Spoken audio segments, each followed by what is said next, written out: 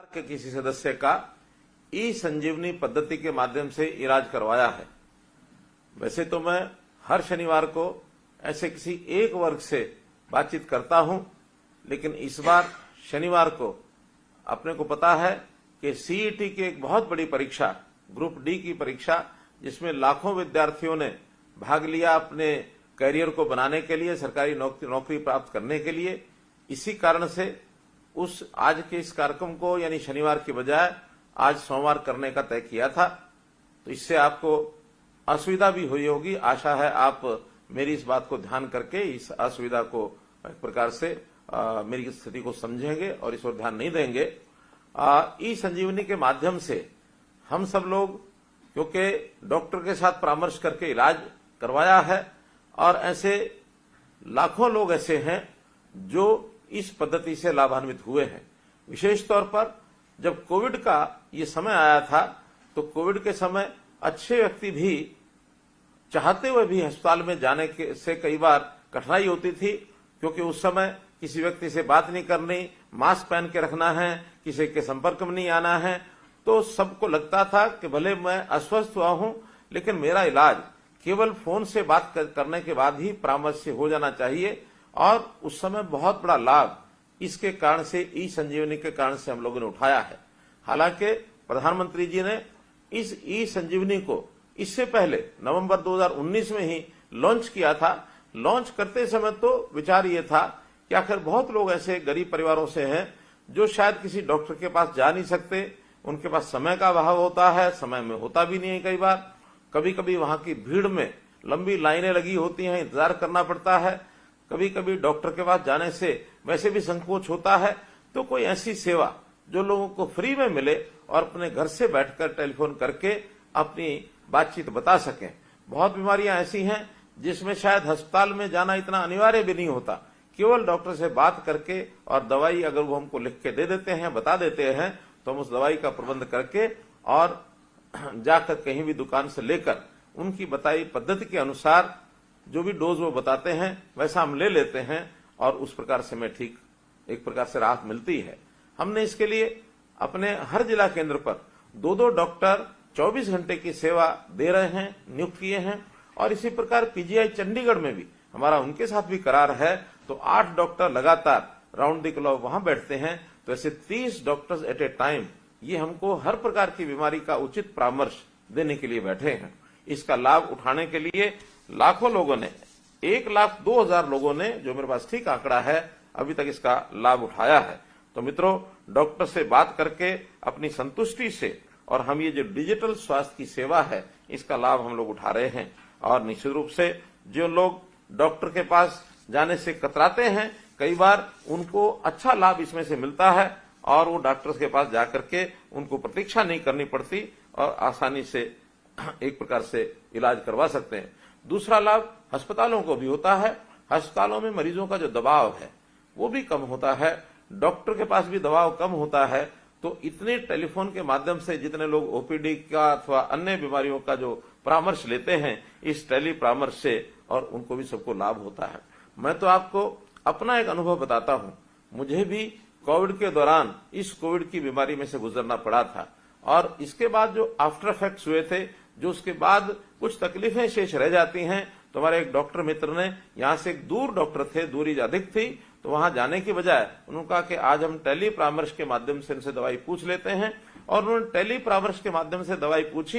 एक 5 मिनट में सारी बातचीत बता दी गई, डॉक्टर ने अच्छी दवाई भी दे दी, और उस डॉक्टर की दवाई को सेवन करने के बाद मुझे उसका लाभ भी हुआ। तो वास्तव में इस टेली परामर्श की पद्धति से जिनके पास कंप्यूटर या इंटरनेट के साथ लगा हुआ कंप्यूटर है अथवा एंड्रॉइड का फोन है, वीडियो कॉल अथवा लाइव चैट के माध्यम से वो टेली कन्वर्सेशन करके और इस दवा का प्रारंभ कर सकते हैं। अभी ई संजीवनी के माध्यम से ओपीडी का जो जोर है, ओपीडी का जो दबाव है, वो भी काफी कम हो गया है। तो इस प्रकार से हम लोगों ने अपने स्पेशलिस्ट को जो बैठाया है, उन स्पेशलिस्ट की अच्छी जो दवाई हमको मिलती है, इसका लाभ सब लोगों को होता है।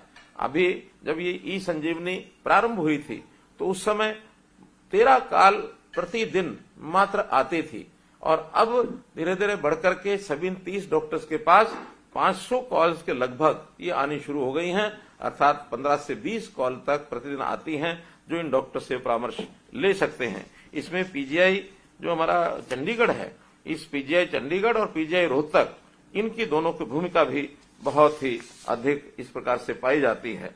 तो मित्रों, आप लोगों को इस जो लाभ मिला है ये आम सामान्य व्यक्ति के लिए बहुत लाभदायक है, क्योंकि कई बार गरीब व्यक्ति वो पैसा नहीं दे सकता, तो गरीब से गरीब व्यक्ति को भी उच्च कोटि की जो स्वास्थ्य सेवाएं हैं ये उनको मिलने लगी हैं। हमने वैसे स्वास्थ्य के क्षेत्र में बहुत सी और योजनाएं बनाई हैं। जहां तक डॉक्टर की उपलब्धता का विषय है, जब 2014 में हमने देखा कि हमारे यहाँ जितनी पॉपुलेशन है उसके हिसाब से डॉक्टर्स की संख्या बहुत कम है, तो उस समय मेडिकल कॉलेजेस की संख्या बढ़ाने का हमने निर्णय लिया और ये कहा था कि हर जिले में कोई ना कोई मेडिकल कॉलेज होना चाहिए। मुझे इस बात का संतोष है कि आज बहुत से मेडिकल कॉलेज नए खुल चुके हैं। जो एमबीबीएस की उस समय 700 सीटों का प्रवेश होता था, वो लगभग 1900 सीटों का प्रवेश अब होने लग गया है। और जितने मेडिकल कॉलेज अब पाइपलाइन में हैं, उस समय मात्र 6 मेडिकल कॉलेज काम कर रहे थे, आज 14 मेडिकल कॉलेजेस काम कर रहे हैं। और आने वाले समय में जितने पाइपलाइन में मेडिकल कॉलेजेस हैं, इससे 3 वर्ष 4 वर्ष के अंदर ये लगभग 25 मेडिकल कॉलेज हो जाएंगे और 3500 मेडिकल कॉलेज में एमबीबीएस की सीटें ये उपलब्ध हो जाएंगी। इसी प्रकार पीजी की सीटें भी ये बहुत बढ़ रही हैं। तो हम इन डॉक्टर्स की जो जैसी संख्या बढ़ेगी, हम गांव के दूर दराज क्षेत्रों में भी अपने डॉक्टर्स को उपलब्ध करा सकेंगे। डॉक्टर्स के साथ साथ पैरामेडिक्स, नर्सिंग, इनको भी, फिजियोथेरेपी, ऐसे कॉलेज को भी बढ़ावा दे रहे हैं ताकि इससे भी डॉक्टर्स के काम में, इलाज करने की इस पद्धति में और सुविधा हमको मिले। इसी प्रकार से हमने आयुष्मान भारत, मालूम है कि देश में प्रधानमंत्री जी ने जो आयुष्मान भारत की योजना चलाई, इसमें गरीब व्यक्ति को 5 लाख रुपए तक का मुफ्त बीमा ये सारे देश भर में लोगों को दिया गया है। हरियाणा में ऐसे 15.5 लाख परिवारों को इस बीमा का लाभ होने वाला था। हमने साथ में चिरायु योजना बनाई, जिसके कारण से ये संख्या 29 लाख परिवार इसमें कुल मिलाकर शामिल हो गए। बाद में जब ऐसा भी लोगों की डिमांड आई कि 1,80,000 रुपए वार्षिक से ऊपर 3 लाख रुपए तक के लोगों को भी इस योजना का लाभ मिले, तो हमने बहुत कम राशि, केवल 1500 रुपया वार्षिक योगदान से, और इसको ऐसे लोगों के लिए भी खोला है जो अपना रजिस्ट्रेशन हम करा रहे हैं। तो 8 लाख लोग, परिवार इस योजना में 1,80,000 से लेकर 3 लाख तक की जो योजना है, ऐसे 8 लाख नए परिवार इसमें जुड़ेंगे। अगर ये सब जुड़ते हैं तो लगभग 37 लाख परिवारों को ये सुविधा उपलब्ध हो जाएगी। हमारी आबादी का यानी 55% एक प्रकार से जो जनसंख्या है, इस आबादी से, इस योजना से लाभान्वित होगा।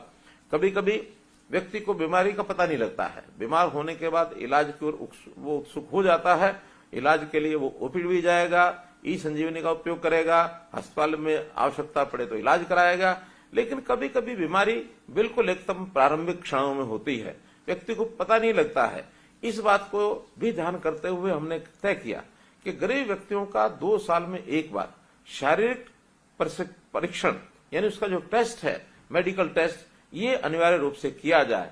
इस पद्धति को हमने निरोगी हरियाणा इसका नाम दिया, और निरोगी हरियाणा के अंतर्गत आज ऐसे सब गरीब परिवारों के, उनके बच्चों के, सबके परीक्षण ये चल रहे हैं। और इसके तहत 25 प्रकार के जो मानक है, उसमें ऐसे परिवारों की स्वास्थ्य जांच ये होती है। अभी तक 32 लाख से अधिक व्यक्तियों की जांच हो चुकी है। 1,72,00,000 टेस्ट ऐसे किए जा चुके हैं। और हैरानी की बात तो ये है कि ऐसे बहुत से लोगों को कई प्रकार की ऐसी गंभीर बीमारियां जो उनको पता नहीं था, और पता लगने के बाद उनको इलाज के लिए अस्पतालों में भेजा गया, वहां उनका इलाज अच्छे प्रकार से इलाज हुआ। बहुत से लोग स्वस्थ भी हो गए हैं। जिनको इलाज की और आवश्यकता होती है उनको रेफर भी किया जाता है, अथवा उनको दवाई दे करके उस इलाज के लिए और उसको एक प्रकार से ठीक किया जाता है। हमने पूरे हरियाणा में मुख्यमंत्री मुफ्त इलाज योजना ये भी चला रखी है, और इस योजना के अंतर्गत 228 प्रकार के ऑपरेशन, 70 प्रकार के टेस्ट और 21 प्रकार की दंत चिकित्सा ये मुफ्त दी जाती है। साथ ही लगभग 500 दवाइयां ये भी मुफ्त दी जाती हैं, ताकि गरीब को अपने शरीर का स्वास्थ्य बिगड़ने पर कोई पैसा खर्च न करना पड़े। ऐसी सब योजनाओं का लाभ आम आदमी को हो रहा है। ये तो तब होता है जब हम बीमार हुए और हम स्वस्थ यानी बनने के लिए, क्योंकि हमको स्वस्थ बनना है तो अपना इलाज कराना ये अनिवार्य है। लेकिन इसके साथ साथ मैं तो एक और प्रकार की बात भी हमेशा हरियाणा के समाज को सब कहता रहा हूं कि स्वस्थ रहना, एक तो स्वस्थ होना या बनना, एक स्वस्थ रहना, इसमें दोनों में अंतर है।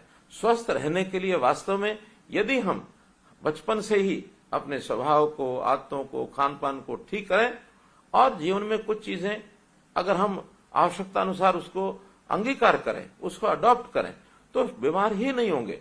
आखिर हम बीमार क्यों हों? बीमार न होने के लिए हमारा खान पान कैसा है, हमारी दिनचर्या कैसी है, इसके लिए भी हमने जगह जगह पर आयुर्वेदिक पद्धति से वेलनेस सेंटर्स, इनको कई जगह खोला है और भी जगह खोल रहे हैं।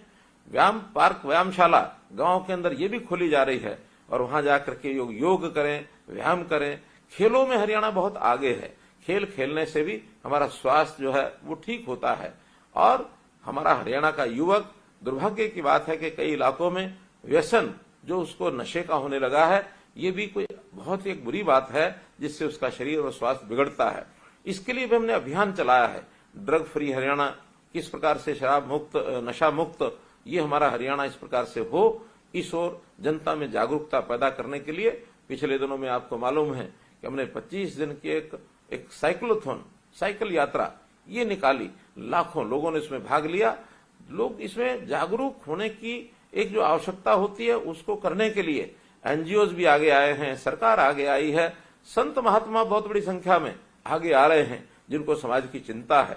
तो ऐसे सब लोग मिल करके अपने नागरिकों का स्वास्थ्य कैसे ठीक हो, हमारा नागरिकों का स्वास्थ्य अगर ठीक रहता है तो स्वस्थ नागरिक, स्वस्थ हरियाणा, और यदि स्वस्थ हरियाणा रहता है तो हमारे बहुत से काम अपने आप आगे बढ़ जाते हैं। आखिर हमारे स्वास्थ्य पर ही निर्भर करता है कि एक व्यक्ति अपने निजी काम के लिए कितना समय लगाता है। बीमार होता है तो उसकी समय की कटौती होती है, वो स्वयं भी परेशान होता है, परिवार भी परेशान होता है। तो हमारे परिवार के लोग भी परेशान न हो, वो भी स्वस्थ भी रहें और वो एक प्रकार से चिंता मुक्त हो। तो हम सब मिल करके पहला प्रयत्न हमारा होना चाहिए कि हम कैसे शुरू से ही स्वस्थ बने रहें, बीमार न हो। और हाँ, यदि बीमारी के कहीं लक्षण मिल जाए तो nip the evil in the bud, अर्थात बुराई को जड़ से ही मिटाने के लिए हमको प्रारंभ में ही प्रयत्न करने चाहिए। और उसके बाद इलाज के लिए गरीब आदमी का पैसा खर्च न हो, इसके लिए चाहे आयुष्मान भारत की बात है, चिरायु हरियाणा की बात है, निरोगी हरियाणा की बात है, ये सब योजनाएं हम चला रहे हैं। आप इनका लाभ उठाइए और अच्छे डॉक्टर्स, अच्छे कंसल्टेंट ये हमको मिले, इनकी संख्या हम बढ़ा रहे हैं। कुल मिलाकर ये सब काम इसीलिए किए जा रहे हैं कि हम स्वस्थ, हमारा हरियाणा स्वस्थ, देश स्वस्थ, ये होगा, हम सबका भला होगा। बहुत बहुत धन्यवाद, बहुत बहुत आभार।